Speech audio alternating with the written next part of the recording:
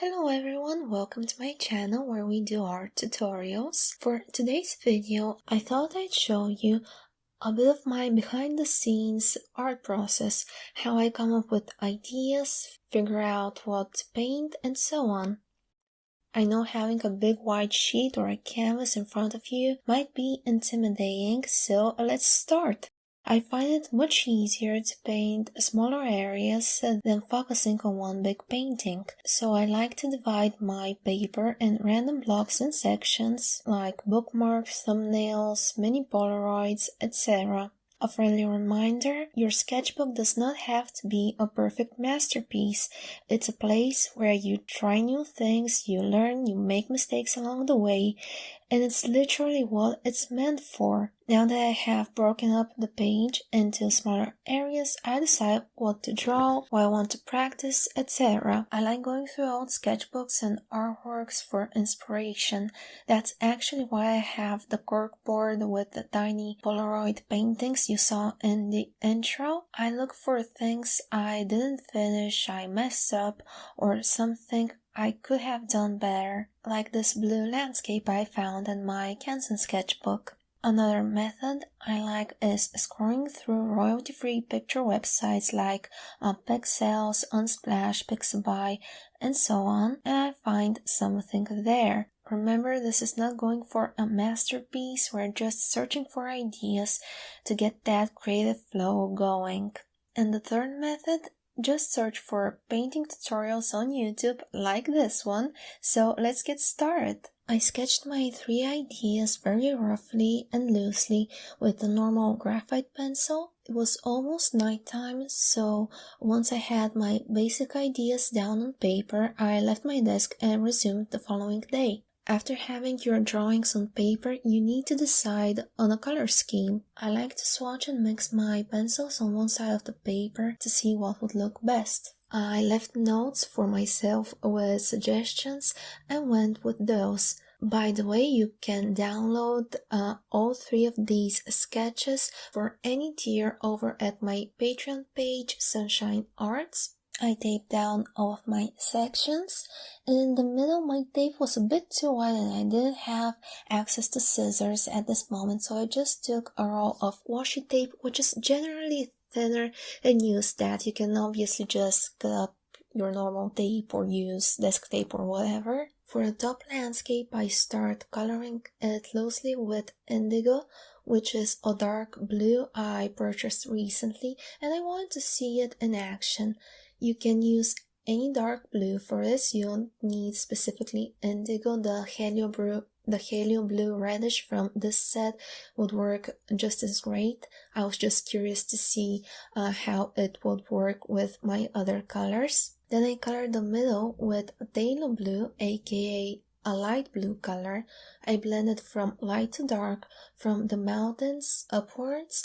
Then I clean my brush and blend from the mountain down. While it dries, I color the bottom left with an earthy green, adding a bit of black to the top and to the sides. Then again, I blend from light to dark, aka this time from the bottom upwards. I repeat a couple of times to make sure everything is smooth and you cannot see the pencil markings on the paper. And for the final one, I color its lower half with a bright orange. I add a darker shade on the very bottom, and then I color everything else with phthalo blue, the same light blue from before. I use a bit more pressure on the top to make that darker, and then I blend from the light orange towards the dark orange. I clean my brush as to not contaminate the blue, and I blend that from the lighter area towards the darker top section. Again, I repeat a couple of times to make sure it's smooth, and I rub a clean brush in the center and then go over it with a napkin to lift up some of the color and make it lighter, like a sun ray coming through the trees. By now the top landscape has dried, so I color the mountains and that bottom piece with my indigo blue color.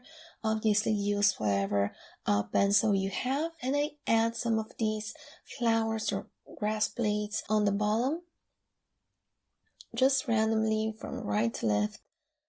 I go over it with my brush with barely any water on it, just enough to activate the pencils. I clean the excess color from the mountain right under it on that lake or river to give the idea of reflections, and then I go over my bottom piece and those flowers, adding random dots on top of them. For the green one, I take my black watercolor pencil and I go over my sketch. I go over the branches on the top left, and then I scribble some foliage on top of those. I scribble some bushes or treetops depending on how you want to view it. On the bottom, again with the black, I'm scribbling this very randomly since I'm going to blend it with my brush anyway, so it does not have to be perfect. I go over them with a tapping motion, just enough to make the color darker, because once you add water to good quality watercolor pencils, you're not only going to make them look smoother, but you're also going to bring out the pigment and make it more vivid. Then I take a scrap piece of paper. You could obviously use the other side of your sketchbook, but that is out of frame and I want you to see this. So that's why I took another piece of paper and I apply a big patch of my dark orange and my phthalo blue. I mix them together to get this muddy, warm gray color. And I paint my tiny trees further away with this mix. I also add a bit for the ground right there. I go with a clean brush and again I lift off some of the color where I want the light to be coming through. I add some seagulls with the indigo, and actually the mountain dried up a bit too light for my liking, so I quickly go over it with another layer. I just apply a bit more color and then I go over with my brush. Another reason I like working in sections is because while I work on one, the other one can dry, and then I don't have to wait or use a hairdryer since it's also in the middle of the summer and it's very hot right now. Once my sunset or sunrise forest has dried, I take black and I just go over my sketch and color in all of the foliage, all of the branches. I'm going to speed this up as to not to bore you because I'm just applying black over the leaves. Definitely nothing special right here. If you're curious, you can find a full list of all of the supplies used and mentioned in this video in the description box down below, as well as links to my social media, to my Instagram and my Patreon page. Once I have colored my trees with black, I go over them to smooth down and activate the color with a barely damp brush.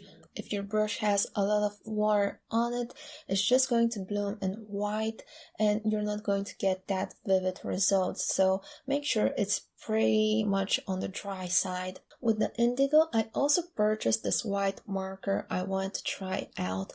I usually use Uniposca white markers, but they are currently sold out in the whole country. I don't know how, so I just picked up this one by Faber Castell. It's the same brand as the pencils, and I don't know if it's because the background was too light, the green one, or because it's a brand new marker. I was having a bit of difficulty to get running at first, but then as I used it on top of the black, it's very nice, and I just outline all of the foliage, all of the branches, and I add a couple of branches on the bottom bushes on the green painting. I add a white line on the bottom of the mountains and some more horizontal lines across that river to give the idea of sparkly water. Then I go back down to my green painting and I add some stars. I'm just drawing random dots and a plus shape for the stars. Then I slowly take off my tape in the opposite direction to avoid the paper from tearing. I like to give a special thanks to my Patreons for the month of